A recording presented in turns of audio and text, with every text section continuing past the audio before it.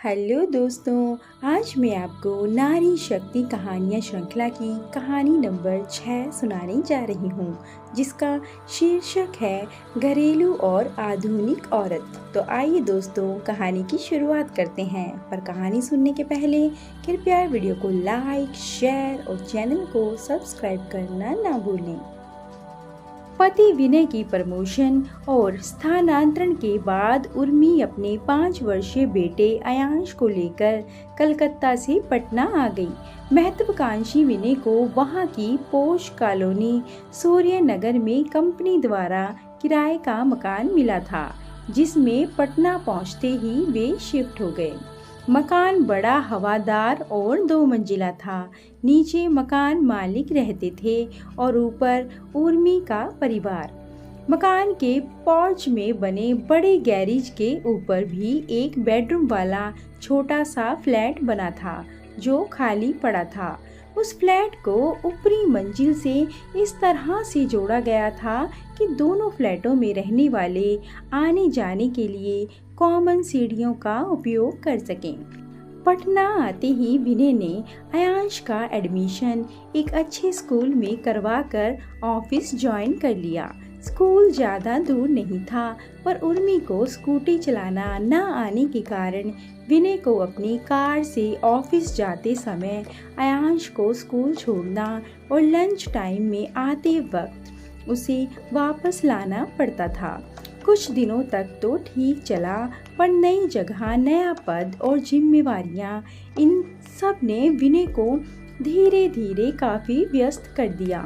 अब विनय सुबह 9 बजे निकल जाता और शाम के 7-8 बजे तक ही लौट पाता, वह भी बिल्कुल थका हुआ। एक दिन विनय ने उर्मी से कहा, तुम स्कूटी चलाना क्यों नहीं सीख लेती? कम से कम अयांश को स्कूल पहुंचाने व लाने का तथा दूसरे छोटे मोटे काम तो कर ही सकती हो।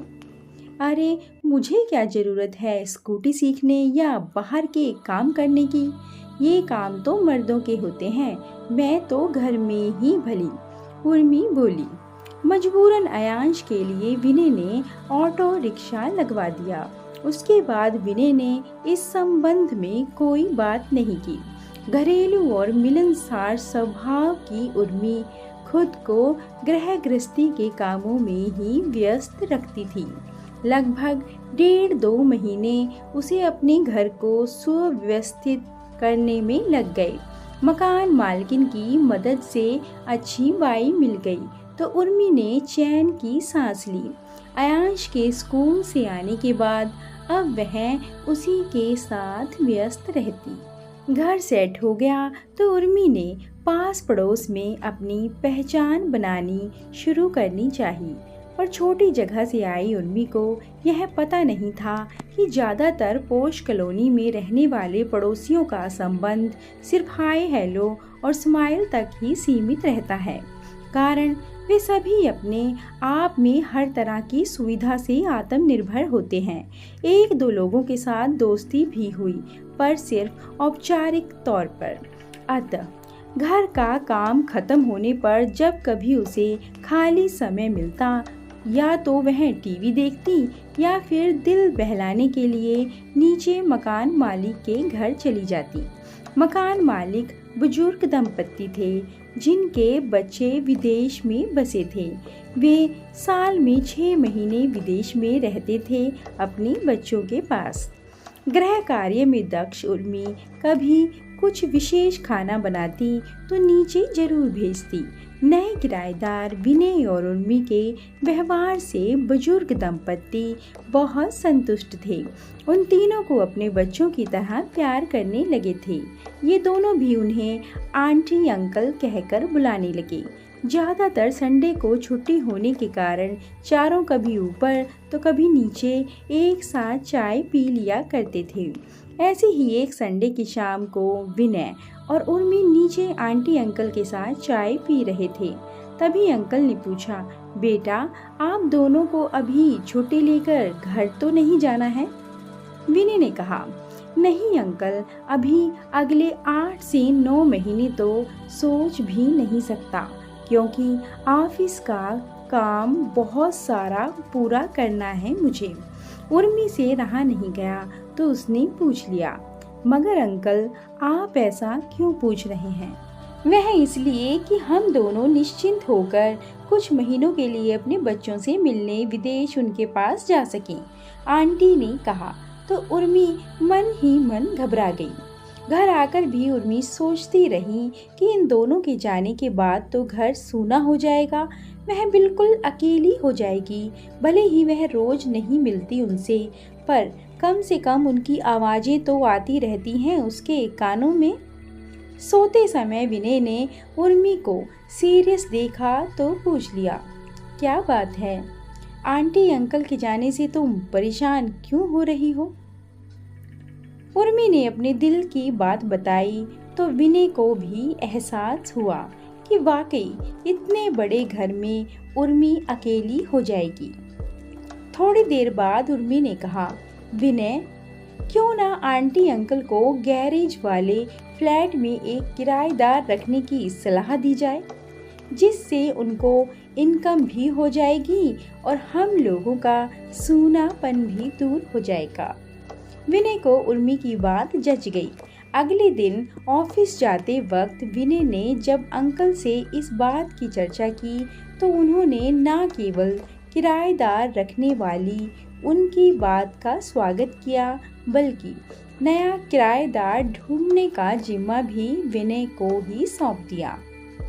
3-4 दिनों के बाद शाम के समय उर्मी नीचे आंटी अंकल के पास बैठी हुई विनय का इंतजार कर रही थी।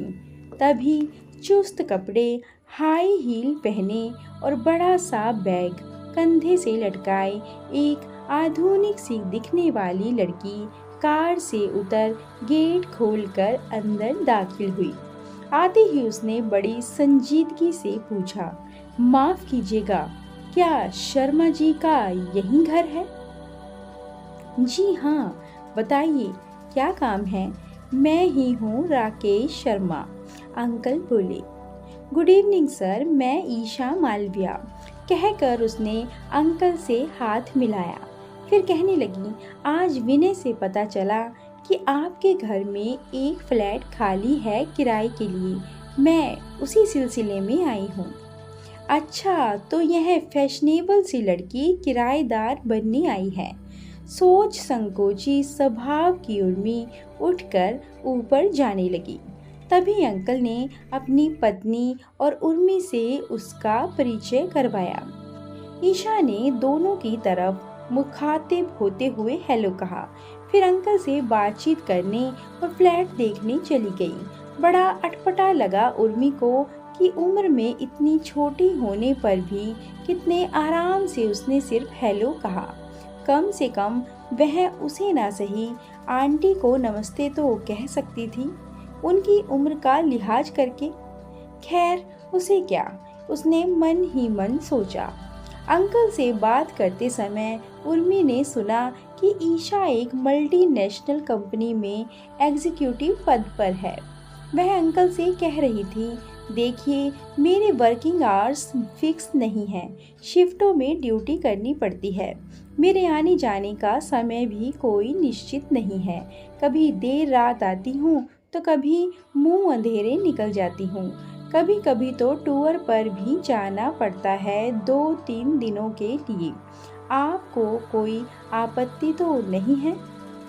मैं इस बात को पहले ही पूछ लेना चाहती हूँ क्योंकि अभी जहाँ मैं रह रही हूँ उन्हें इस बात पर आपत्ति है।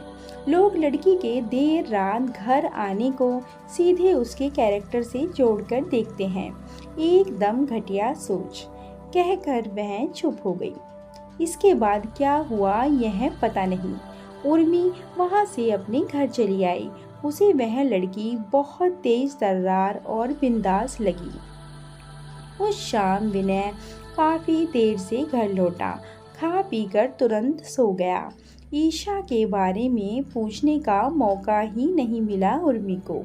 अगले शनिवार की शाम जब देर रात उर्मी परिवार सहित शॉपिंग करके लौटी तो देखा खाली पड़े फ्लैट की लाइट जल रही है। शायद कोई नया किराएदार आ गया है। नीचे सीढ़ी का दरवाज़ा बंद करके उर्मी हेलो करने की नीयत से मिलने गई तो देखा ताला लगा था। रात करीब 12 बजे घंटी की आवाज़ से उर्मी की नींद खुली। उसने विनय को उठाया और नीचे यह सोच कर भेजा कि अंकल आंटी को कुछ ज़रूरत तो नहीं। थोड़ी देर में विनय वापस आया और सोने लगा तो उर्मी ने पूछा, कौन था? विनय ने कहा, अंकल की नई किराएदार ईशा। उर्मी ने तुरंत कहा, विनय, तुम कोई घरेलू समझदार किराएदार नहीं ढूंढ सकते थे अंकल के लिए? वक्त बे वक्त आ जाकर हमें डिस्टर्ब करती रहेगी। अंकल तो चले जाएंगे अपने बच्चों के पास, पर साथ रहना तो हम दोनों को ही है।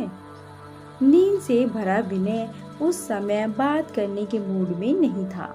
गुस्से से बोला, अरे वह पढ़ी लिखी नौकरी करने वाली लड़की है, वह कब जाए या कब आए इससे हमें क्या फर्क पड़ेगा भला। आज पहला दिन है, अपने साथ सीढ़ी के दरवाजे की चाबी ले जाना भूल गई थी वह, कहकर वह गहरी नींद में सो गया। उर्मी को विनय का इस तरह बोलना बहुत बुरा लगा। उस दिन ईशा पर और भी गुस्सा आया। मृदुभाषी और समझदार स्वभाव की उर्मी पति की व्यस्तता को समझती थी। उसे इस बात से कोई शिकायत नहीं रहती कि विनय देर से घर क्यों आता है, बल्कि पति के आने पर मुस्कुराते हुए वह उसे गरम गरम चाय पिलाती ताकि उसकी थकान मिट जाए। अगली सुबह जब थोड़ी देर से उठे चाय बनाने लगी तो उर्मी को ईशा का ध्यान आया। उसने विनय से पूछे बगैर उसके लिए चाय भी बना दी और दरवाज़ा खटखटाकर चाय पहुंचा आई। उन्नीदी आंखों से ईशा ने दरवाज़ा खोलकर कप लेकर थैंक्स से कह झट दरवाज़ा बंद कर लिया। उर्मी सकपका गई। कोई तमीज नहीं कि 2 मिनट बात ही कर लेती। शायद नींद डिस्टर्ब हो गई थी उसकी। सारा दिन घर बंद रहा, सो रही होगी। शाम को सज धज कर ईशा चाय का कप वापस करने उर्मी के पास आई। वैसे तो वह उर्मी से मिलने आई थी, पर सारा समय विनय और अयांश से ही इधर उधर की बातें करती रही। उर्मी के पूछने पर कि चाय बनाऊं तुम्हारे लिए ईशा ने कहा, थैंक्स, मैं चाय नहीं पीती। चाय की जगह जरूर यह कुछ और पीती होगी, यानी बोतल वाली चाय, उर्मी ने सोचा। फिर यह पूछने पर कि क्या किचन में खाना बनाना अभी शुरू किया या नहीं, ईशा तपाक से बोली, अरे किचन का झमेला मैं नहीं रखती, कौन कुकिंग करे, समय की बर्बादी है, बाहर ही खाती हूँ या पैक्ड खाना मंगवा लेती हूँ। थोड़ी देर बाद उसने अपनी कार निकाली और चल दी कहीं घूमने। जाते वक्त हंसते हुए कहा, डोंट वरी विनय, आज मैं चाबी साथ लिए जा रही हूँ। इस बात पर विनय और ईशा ने एक जोरदार ठहाका लगाया, पर पता नहीं हंसमुख स्वभाव वाली उर्मी को हंसी क्यों नहीं आई।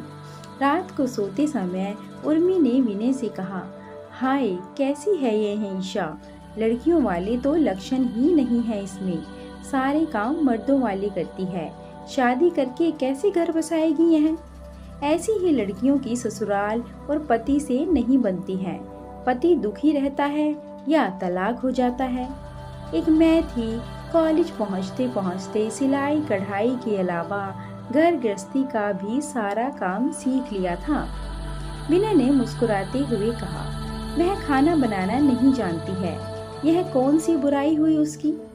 देखती नहीं कितनी स्मार्ट, मेहनती, आत्मनिर्भर और ऑफिस के कामों में दक्ष है वह। दुखी सिर्फ इस जैसी लड़कियों के पति ही क्यों, दुखी तो उन घरेलू पत्नियों के पति भी हो सकते हैं जो इस आधुनिक जमाने में भी खुद को बस घर की 4 दीवारी में ही कैद रखना पसंद करती हैं। छोटे मोटे कामों के लिए भी पूर्णतया पिता, पति, भाई या बेटे पर निर्भर। बदलते समय के साथ ये खुद नहीं बदलती हैं, उल्टे जो बदल रहा है उसमें भी कुछ ना कुछ खोट निकालती रहती है। उर्मी ने विनय का इशारा समझ लिया था कि पूर्णता निर्भर होने वाली बात किसे इंगित करके कही जा रही है। इसके अलावा विनय द्वारा ईशा की इतनी तारीफ करना उसे जरा भी नहीं सुहाया। दिल ने हौले से कहा कि सावधान उर्मी, ऐसी ही लड़कियां दूसरों का घर तोड़ती हैं। आजकल जब देखो विनय ईशा की तारीफ करता रहता है। दोस्तों, कहानी जारी रहेगी। कहानी के भाग 2 के लिए चैनल के साथ जुड़े रहें और वीडियो को लाइक, शेयर और चैनल को सब्सक्राइब करना ना भूलें। धन्यवाद।